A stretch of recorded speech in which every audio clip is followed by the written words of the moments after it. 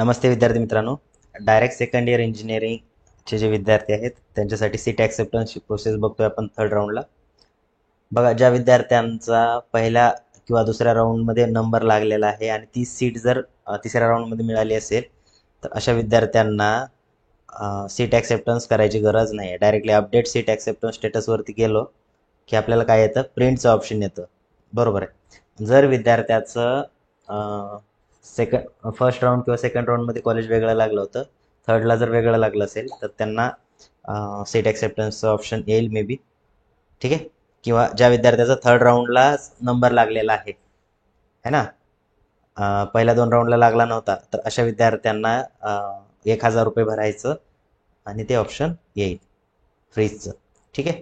But ज्यांचा number already पहिलाच लागलेला आहे आणि तीच सीट जर कंटिन्यू असेल तर अशा विद्यार्थ्यांना फ्रीज वगैरे काही करायची गरज नाही. डायरेक्टली याची प्रिंट आहे, प्रिंट काय करायची आहे, सेव्ह करायची आणि प्रिंट घेऊन जायची आहे सिम्पली. ठीक आहे. आता हे झालं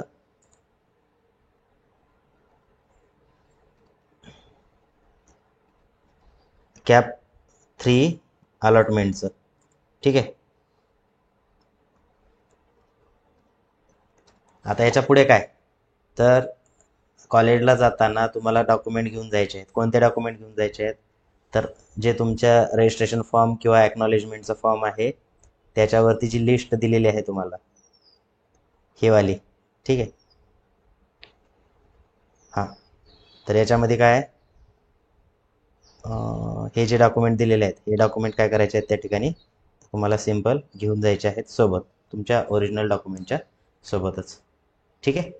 आणि याचा जो सेट आहे ई स्क्रुटनीचा असेल तर तुम्हाला ॲक्नॉलेजमेंटची प्रिंट काढायची आहे, रजिस्ट्रेशन फॉर्मची प्रिंट, त्याच्यासोबत हे सगळे डॉक्युमेंट.